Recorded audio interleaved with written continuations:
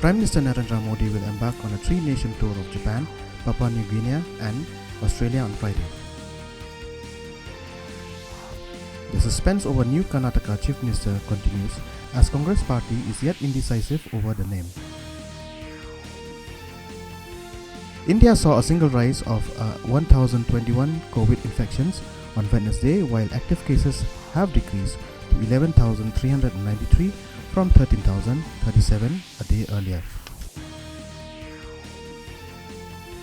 United Democratic Party UDP member of Shillong constituency, Sanchar Kuparling Thaba, on Tuesday was sworn in as the 60th member of the Meghalaya Legislative Assembly. In IPL, Punjab Kings will take on Delhi Capitals in Dharamshala this evening.